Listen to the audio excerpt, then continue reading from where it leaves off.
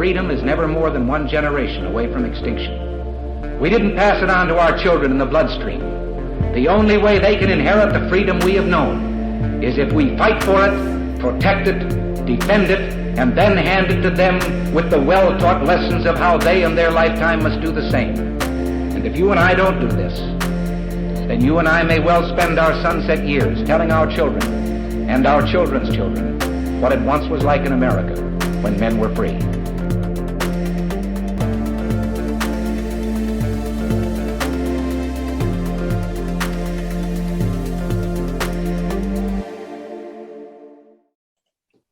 Hey everybody, welcome to episode number 251 of Gun Freedom Radio, where we engage, we educate, and we inform. We are brought to you by azfirearms.com, your nationwide hometown gun shop. I am one of your hosts, Cheryl Todd. And I'm the other guy, Dan Todd. Our theme today is virtual Second Amendment DC rally, and our guest is Rebecca Schmoe. Mm-hmm. Rebecca is a grassroots gun rights advocate. She volunteers her time between work and raising a family to be a spokesmom for 1 million moms against gun control. I like that. Mm-hmm. And the Kansas City State Director for the DC Project. I say Kansas, not Kansas City. Yeah, Kansas State. She believes that together, individual liberty and personal responsibility build the foundation of our inherent rights, and that when coupled with education will do more to safely and for safety and freedom than any legislation or elected representatives can offer. And I say amen to that. For sure. And welcome to the show, Rebecca. Well, thank you guys for having me. Absolutely. And so I've themed it the virtual 2A DC rally and then your name, because I plan to have several of your fellow speakers talking to us as we are gearing up for that big event. And right off the bat, congratulations for being chosen as a speaker. And thank you for stepping up and saying yes. Oh my goodness, how could you not say yes? It was such an honor to, for one, be asked to speak to like-minded individuals, but the caliber of people, no pun intended, the caliber of people that we get to speak with, that we get to listen to is amazing. These are people that have devoted their time, their effort, their energy, their money to protecting our freedoms. And it's fantastic to be able to spend time with and amongst these people. Boy, I couldn't have said that better myself. It truly is grassroots. And that word has been run through the shredder and beaten up and misused and on. But if you go back to the actual definition of what grassroots is, that organic way of people just speaking from their heart and speaking from their personal experience, this rally is that. Nobody gets paid. Nobody's like a headliner sponsor that's benefiting from it. It's just people coming together and sharing ideas and sharing from their own personal experiences. And I think it's a brilliant thing. And we have gone virtual this year, which, there's some people out there that are really disappointed. I mean, I'm disappointed myself, but I think, you know what? We're persevering. We're doing like everybody is in the year 2020. We are pivoting, right? Yes, pivot. Yes. Speaking of pivoting, Rebecca, what got you involved in the 1 million march against gun? 1 million moms against gun control. What got you involved in that? Well, just like everybody else, in December of 2012, we watched in horror while Sandy Hook was happening. I'm a mom. I have school-aged kids. And so I was sitting at home with my school-aged kids watching this play out live on TV, and it was a nightmare. Instead of taking this as a sign that we need more control from the government in our lives, I knew because I had been brought up in a home that we understood our rights. We understood what the Constitution was saying to us, that it is personal responsibility that leads us to individual liberty. And because I knew that, I knew that the control lies with us. It lies with moms. We are to be bringing up our children. We are to be involved in our community. We are to be the go-between between our innocent children and what is playing out in the nation around us.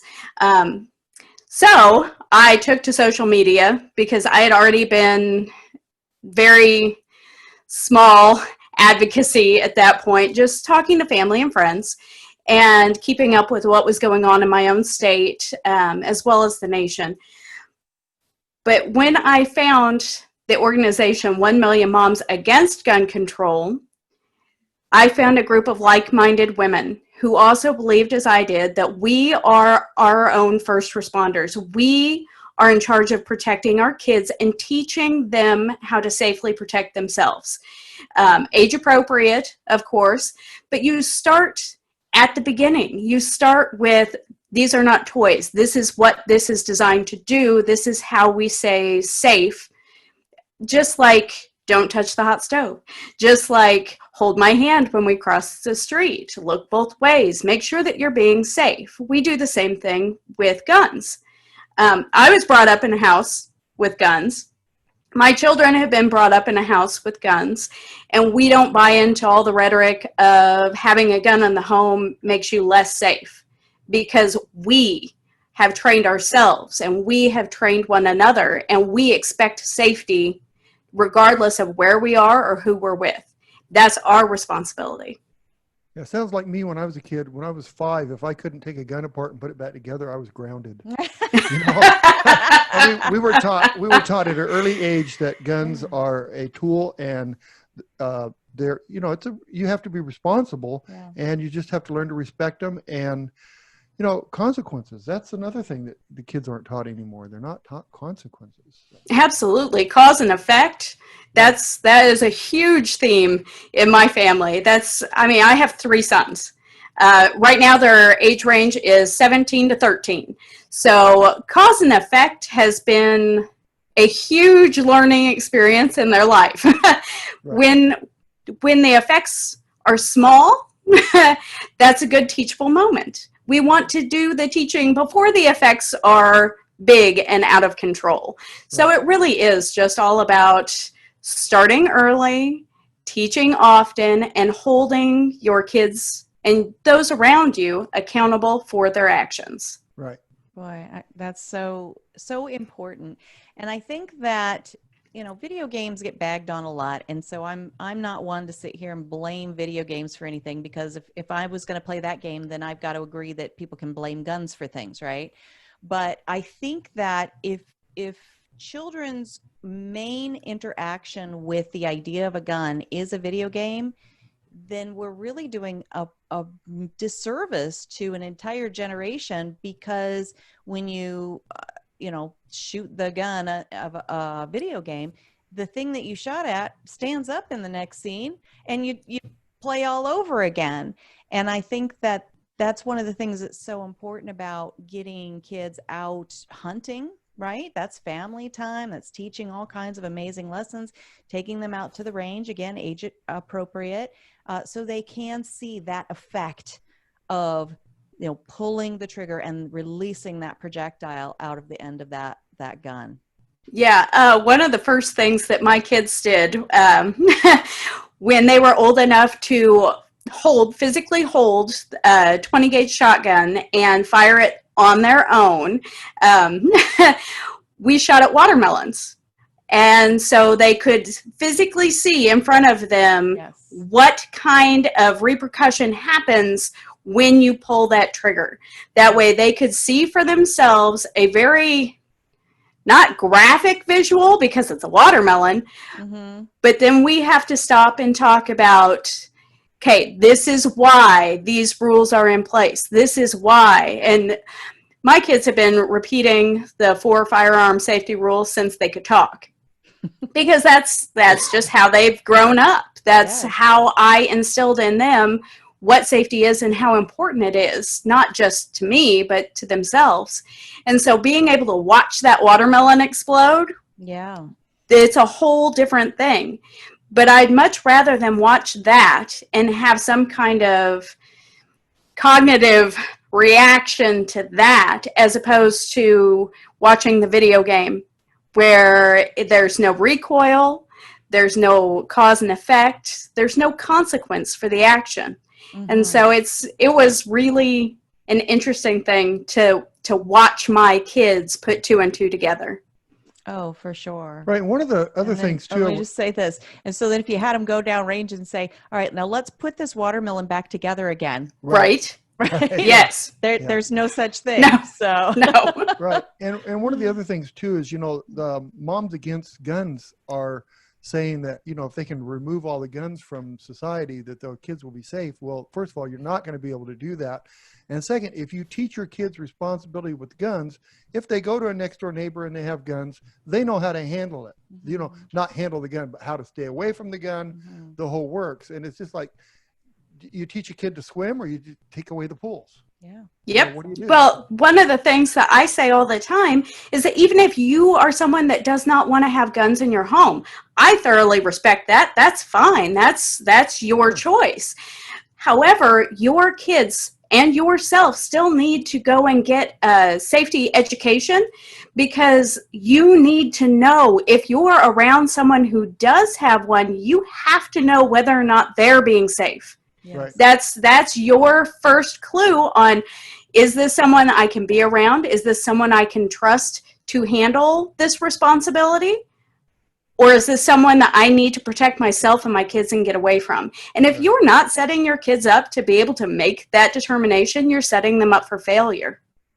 But that's what's happening now anyway. I mean, a lot of the kids are not taught safety. They're not taught responsibility. And so it's like the parents want to cuddle and protect their kids, which we should protect our kids, but we have to let them get out and learn, because you're not going to be around forever. No, Absolutely.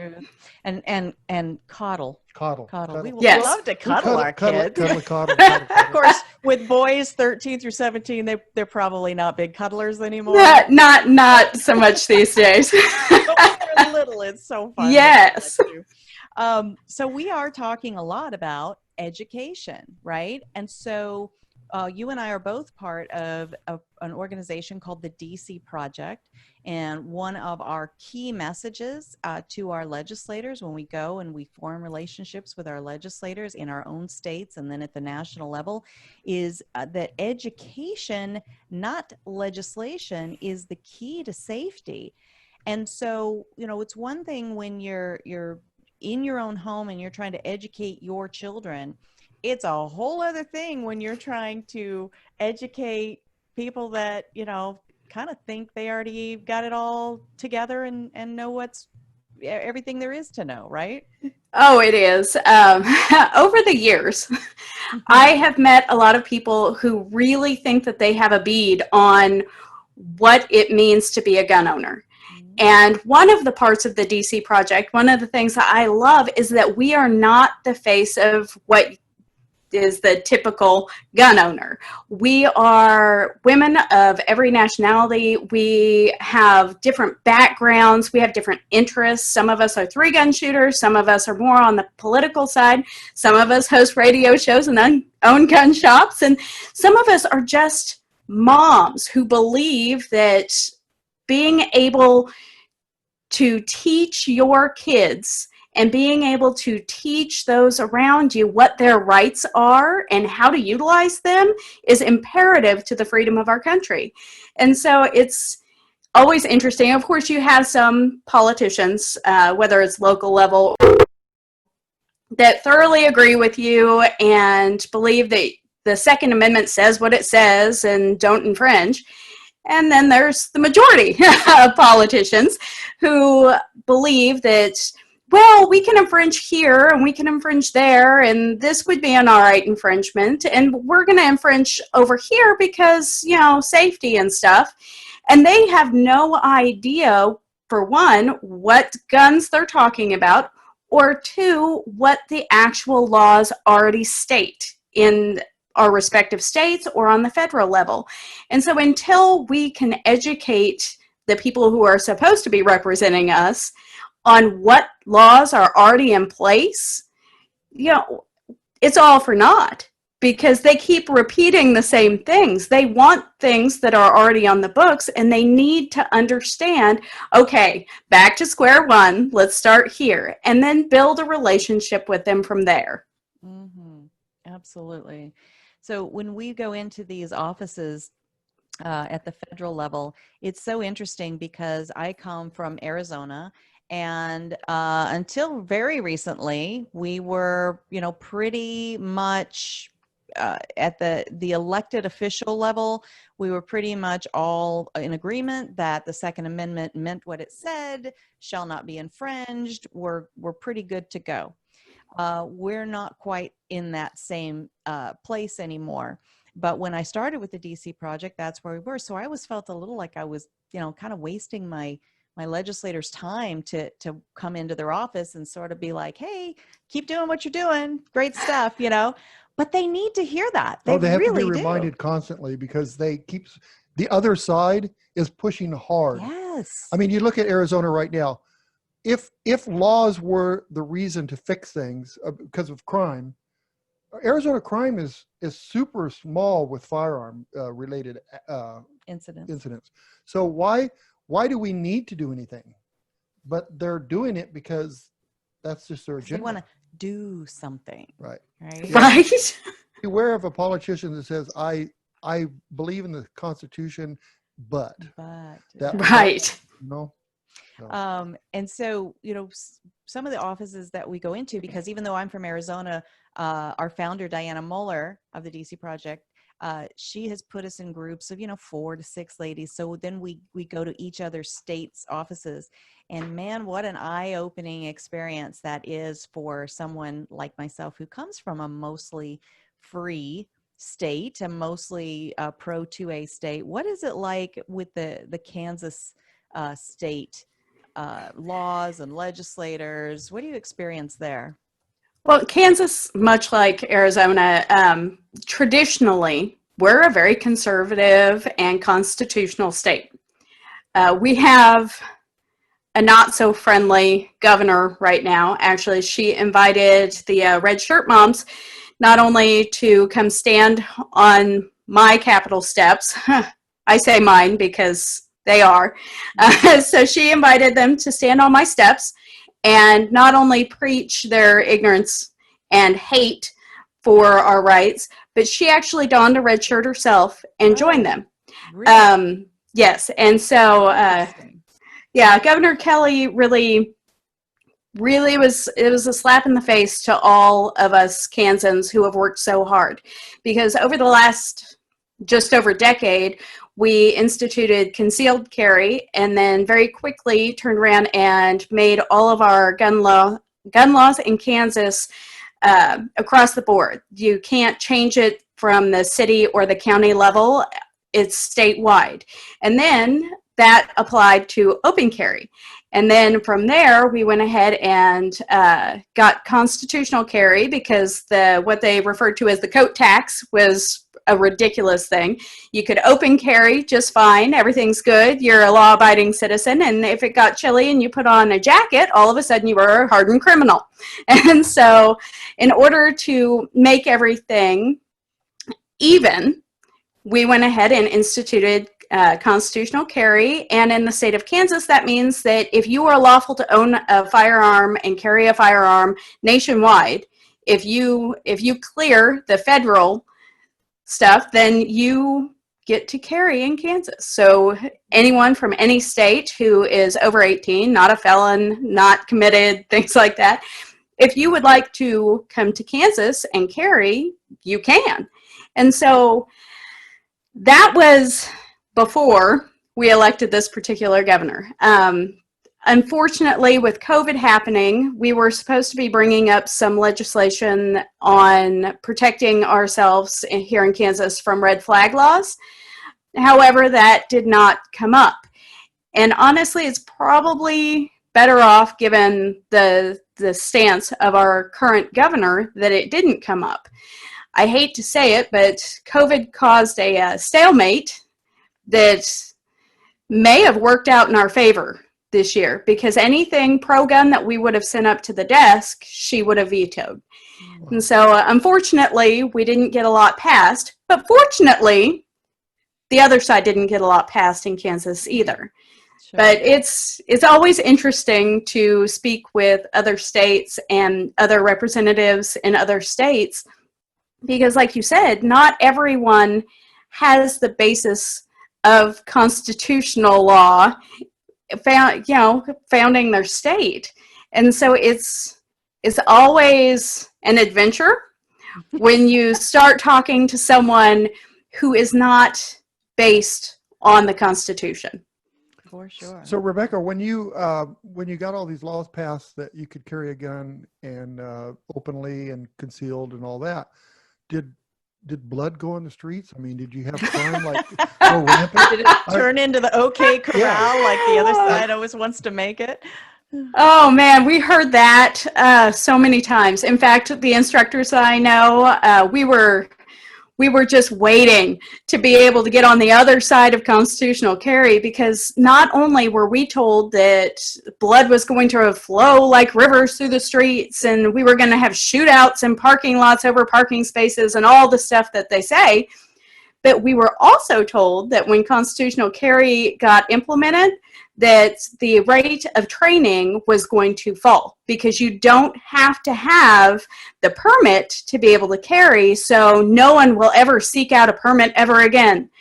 And in fact, what our instructors did was they amended their classes. We still offer the concealed carry training, because concealed carry comes with important things, whether you're carrying across state lines and need reciprocity, or whether it's being able to carry closer to a school, or whatever the fact is, the reason why you're wanting to go get the permit.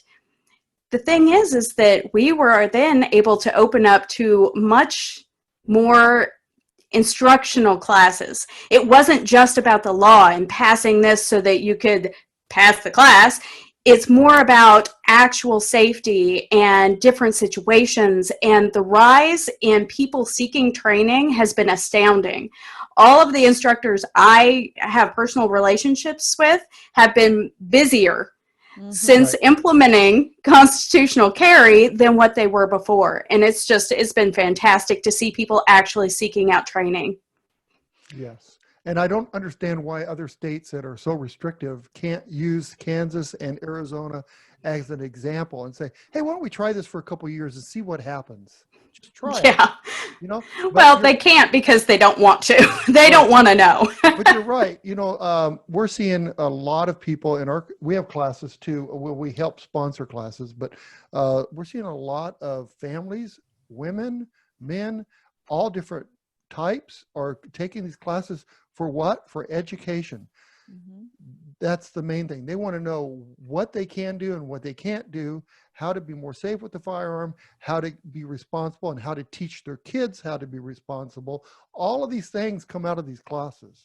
So, it's amazing, when you give people, and even that phrase, when you give people more freedom, when people have more freedom, they tend to do more of the right things.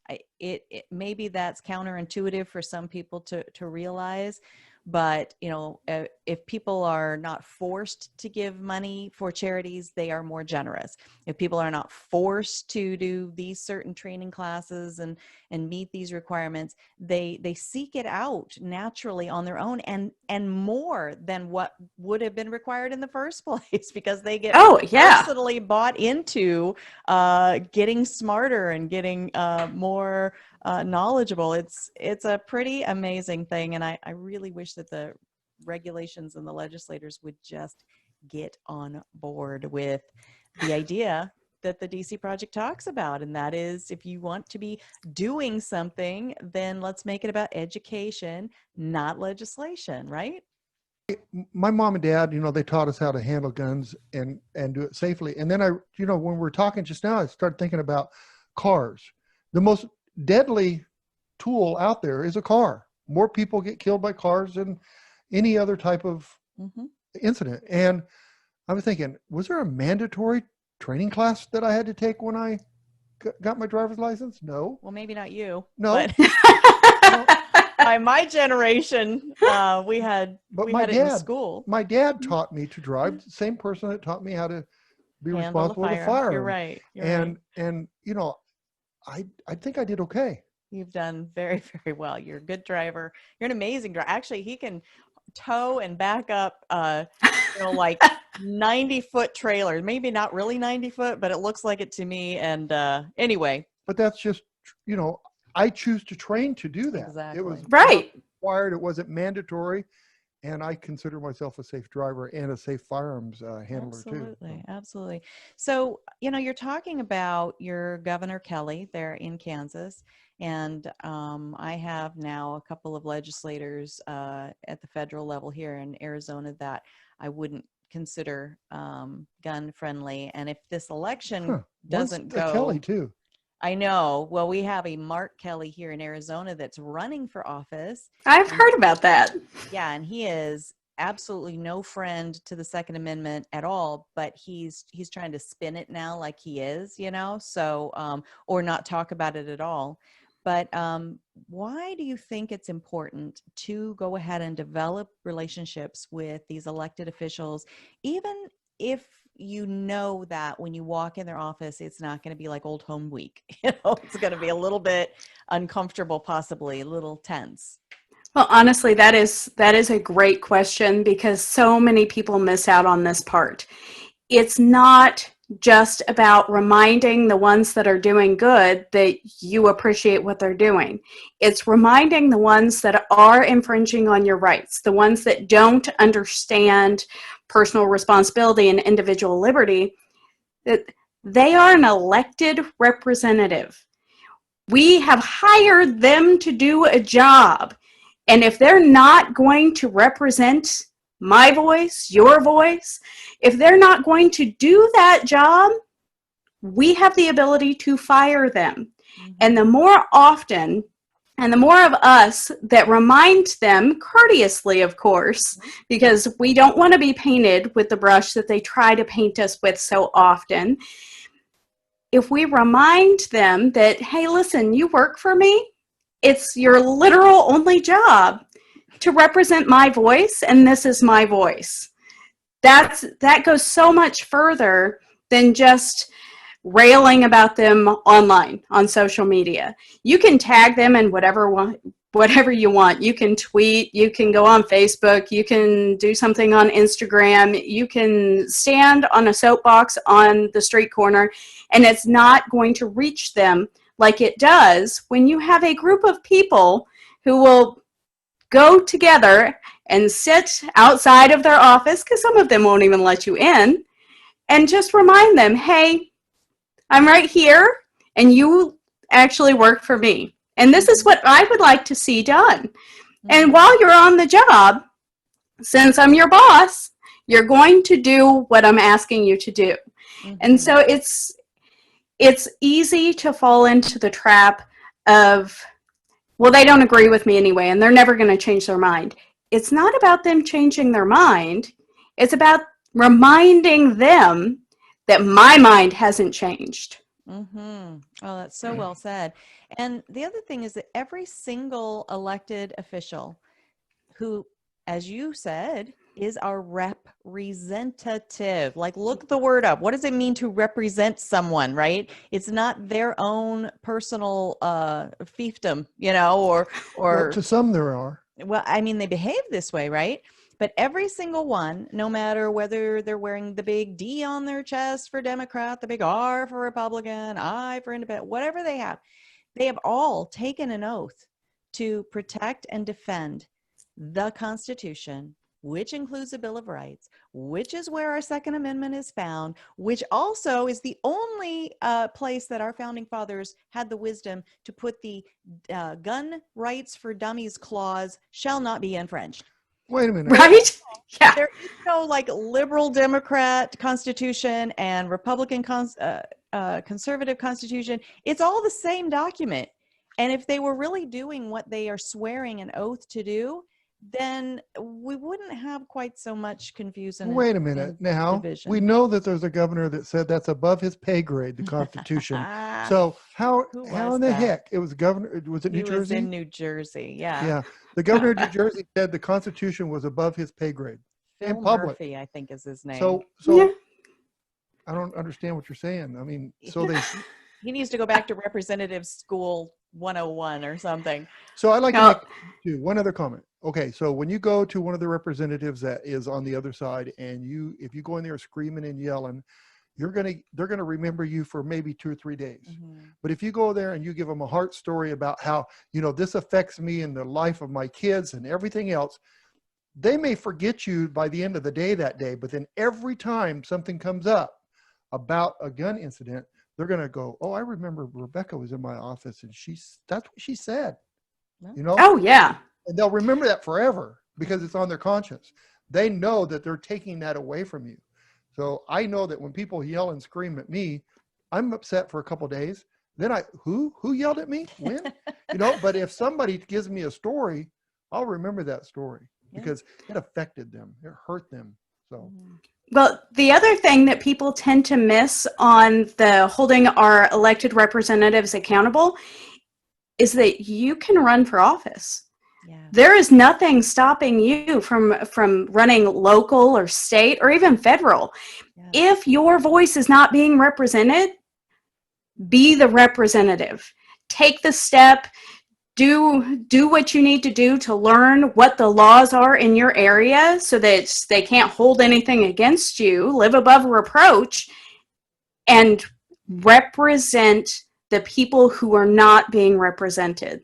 And we all say, well, I don't have time. I don't have time. If you don't have time, then you're going to get more of the same. Rebecca, who are you saying this to Cheryl? Please don't tell me you're saying this to Cheryl. Okay. Not directly to Cheryl, but I mean, if I was in your district, I'd vote for notes. I'm just taking notes. Yeah, That's all I'm doing. Actually, I think she should get involved in some of the local government stuff here. And I hate to say that because it's so time consuming and stuff. And we have some good people in our city. We do in the district I'm in, but right across the street, basically where our daughter lives, she does not have a single Republican. She's a registered Republican like we are. She doesn't have a single Republican that she can even vote for once you get past a certain level. Like city councils and stuff like that. Yeah, and that across the street from she's us. probably not yet ready. She still has 2 very young children, but who knows? Maybe she's always teasing me about, you better not ever run for anything, Mom. We don't need that evil in our life, and watch it be her that ends up running. Yep. Hey, I have met her and I would fully support that. Right? You better, because if you don't. So just wrapping, starting to wind up a little bit and coming back full circle to the virtual 2A DC rally.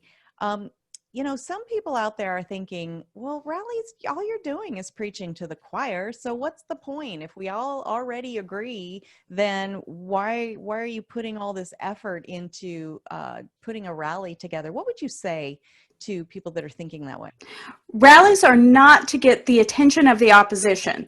They've never been about that. It's about education. It's about being with like-minded people and finding new ways to say things. Things that you wouldn't have the experience with because of people's different backgrounds, different experiences in life, just new ways to have the same conversation. Because when you are basing your conversation on inherent rights, when you're basing it on the Constitution, that doesn't change. And we all start to feel a little bit like we're in a rut or a little bit like it's becoming stale. Everybody's saying from my cold dead hands or shall not be infringed. That has a place, but we need new ways to say it. The other side's arguments haven't changed. Our arguments haven't changed. What does change are people's experiences and how we address where they are right now and how we help guide them where it is that we need to be. And so with a rally, we are just coming together and educating one another and going from the same point in the same direction. It doesn't all have to be the same background. In fact, it's better that it's not. But we do have the same goal. And a rally is one way, and this year with the virtual rally, it's an easy, effortless, you can stay in your pajamas and have your coffee or whatever, and actually get on the same page so that we can head in the same direction. And the same page really does need to boil down to the Constitution. And so as long as we all start there, from wherever it is that we come from, and then move forward, then that's what the rally is actually intended to do. So you're saying like a rally is like a sports team when they call everybody in timeout and just kind of get everybody back on the same page and spread them out to go out and do the thing, right? It is. like kind it. of. Absolutely. That is exactly what it's like. It's the huddle, right? Yes. And break. Right. Yes. It's just That's- support. It gets people more involved.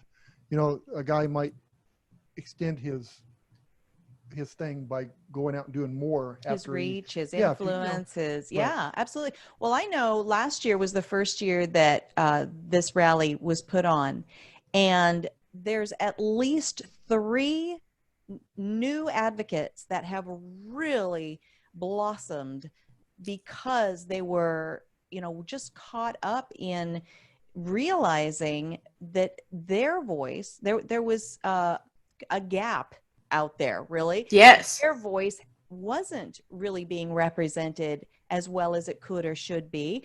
And they were like, well, why am I looking around waiting for somebody to fill it? I'll look in the mirror and Yes. I'll be the one that fills it. And, Send me. Yes. Yes, exactly. So, and then when I saw that your name was on the speaker list this year, I was like, I cannot wait to hear what you are going to present, because you have, I follow you on social media, and I want everybody that's listening to get ready, so you know when she says how to follow her on all of her handles, because you do have such a good way with a turn of a phrase, or, you know, taking an analogy and working it into a new way of thinking about things. And it's really powerful. You just have a gift for that. And then to be able to present that at the rally, I know it's going to be a treat. Now, see, now I'm all blushy. Thank you. I appreciate that. Oh, you are so welcome. I speak the truth. And so do tell people how they can follow the work that you are doing on a daily basis, besides being a busy mom of 3 boys. All right. Well, on Facebook, it's the easiest way to find me is Rebecca 1MMAGC. That stands for 1 Million Moms Against Gun Control. On Instagram, it's just my name. It's Rebecca Schmoe. It's RebeccaSchmoe. And then I work with 1 Million Moms Against Gun Control. We have 1mmagc.org, and then the fabulous DC project. You can find out how you can help and be involved in talking to your own legislature at dcproject.info. And then, of course, the 2022A rally. Fantastic. And Schmoe, I think we mispronounced your name. Everybody does. It's not. It is what it is. I married into it. It's fine. I'm so sorry. Yeah, I went from maiden name Cook to maiden name Todd, so it's pretty, hard to figure that out. But Rebecca Schmoe. I always say Schmoe like boy because I have 3 of them. So there you go. Yeah. There you go. Rebecca, thank you very much for being on today. Really oh, well, thank you guys for having me. I had a great time. This is fantastic. Oh, I cannot wait to see you at the rally day. That's October 24th. It falls on a Saturday. It will be a virtual digital event. And I don't know exactly I know it's going to be on a bunch of different platforms, so I don't know if there's like a main one. So what I've been telling people is just go to the Facebook event page, and once you click interested or going on that, you'll get all the updates. So I'm super jazzed about it, and I can't wait to see what everybody brings that to the table that day, including Rebecca Schmoe. Thank you.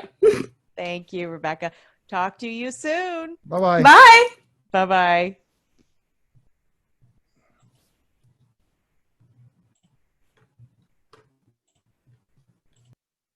Well, that was awesome. She is really, really something. And I'm so excited that, like I said, that she's going to be part of this year's rally. I was asked as well. I'm super excited to be part of it again. I'll even be taking on some MC duties, but part of me feels like I kind of want to get out of the way and let people like Rebecca Schmoe and some of these new advocates, get in there and have that time slot. And, until we are there, until we are of the day, that could still happen, because really it's so important and so vital to give people an opportunity to kind of have their voice heard, see what it feels like and sounds like to speak publicly, because it can be an intimidating thing. Some people hate public speaking. I didn't get that gene apparently, but I kind of like public speaking. But other people. Oh, really? Yeah, I'm really shy. Yeah. I'm really, I'm just trying to come out of my shell. Well, I'm feeling kind of sad right now because I'm not going to be part of this virtual rally like I normally am, because usually at the rallies, I'm very involved. I carry your luggage and, drive you around, and I'm not going to be able to do that. Maybe we could just pack some stuff in a suitcase and I could carry it around the house. You know what? That would make it feel normal, right? I'll do that just for you. For you, I will do that. And you know what? If I need water or coffee, I could do that. But you wouldn't want to just run down the hall and get it. You're going to have to trek. I'll go to the store and get it. Yeah, I'll get you. What's that special kind of water that you like? Oh my gosh. Anyway, I'm not that high maintenance. It's great, and it's going to be exciting, and I can't wait to see it. Oh, it's going to be really wonderful. And we're still announcing names. And so I kind of have a, behind the scenes line on who is, still to be announced, and it's going to be wonderful. And the idea of bringing all of the whole idea of this rally is a diversity of thought, not necessarily diversity of skin color or diversity of, how your favorite gun or the way you like to train or something like that. It's really diversity of life experience and thought. And so it's going to be wonderful. All right. We need to start wrapping up and getting out of here. So thank you to our amazing listeners. I know the people watching on OpsLens, we're hearing more and more that people are finding us on the OpsLens app, smartphone app. Whether you're watching us there or on YouTube or GunStreamer, or just listening to the audio only version that's out there, and really the best place I think to find that is on our website, shameless plug, at GunFreedomRadio.com. Click the on demand tab and binge listen to your heart's content in stereo.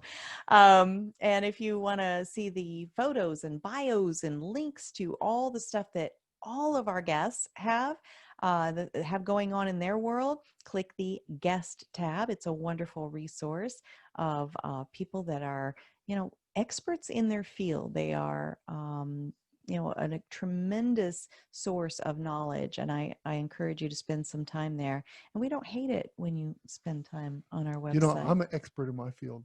Are you? Yes, I can tell you who is a leader, who is a Congress representative, and who is a royalty. And it's easy on some of them. And I just have to say something about Nancy's little romp. Nancy Pelosi? Well, is that the Nancy? It was some congresswoman in California that decided that she wanted to get her hair done. She did that? And she did it without, where it was illegal at the time, that laws that she helped pass to That's say, only for the little people, honey. You right. know, So that is not royalty. for someone So- of her stature. Right. But I now, mean, so here's what they did. who cares what my hair looks like as long as hers looks fabulous? Well, it That's still really didn't. all That's the important. problem. But the other thing is that, we've caused a problem because a lot of people hung the hair dryers on her fence in her house. Oh yeah, a tree out front of her house. I guess Yeah. people hung a bunch of blow dryers by But their. she looked at by him their and goes, cords "Oh and- my gosh, those look like a gun." So now, guess what's going to happen with hair dryers? Yeah, gonna have to regulate those hair dryers. Except for her. They're just too. Except for her. Except for her, they're just too scary looking. But anyway, please, you remember in November we're going to be voting, and when people like that are leaders Mhm. that break the laws that they create, Mhm. you know that they are not leaders; they're royalty. That's all I got to say. Well, I think that's enough. I think the thing that got me the most about what Nancy Pelosi did isn't that she did it and isn't that, she got caught doing it. It's that she wanted to shift the blame for getting caught to the salon owner, and then she was demanding an apology from a small business She was set owner. up. No, that is not the definition of set up. Caught is what she was. Right. But anyway, If anybody knows, that was so offensive to me is that, instead of just saying, you know what, I did do that. I shouldn't have done it. If I was anybody else, I wouldn't have been able to do that. And I apologize. But instead she's trying to actively hurt a small business owner because she got caught doing so. Because Nancy got anyway. We can belabor that. I have one forever. other thing to say. Okay. I haven't been able to reach Nancy, but I wanted to ask her a question. Did yeah? Just a simple question, Nancy.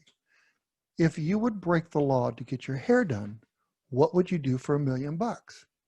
And a Klondike bar. It's a good question. So anyway, all right, we're getting out of here. We're leaving now. Are we going to Thank pray you for our to royalty? we haven't thanked Rebecca Schmoe.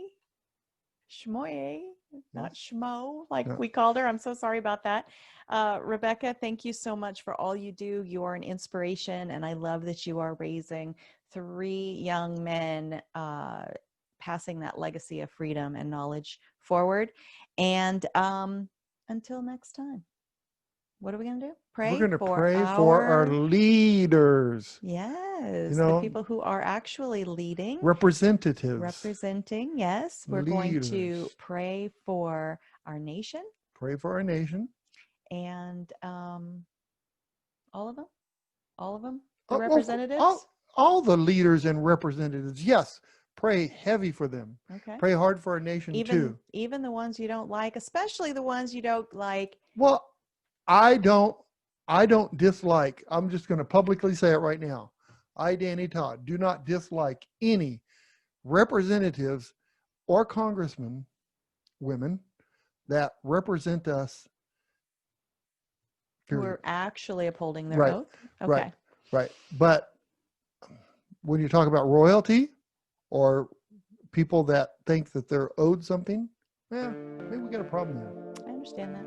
Okay. But we're going to pray for them anyway. Be good to each other. Have a great week. And God bless. Bye-bye.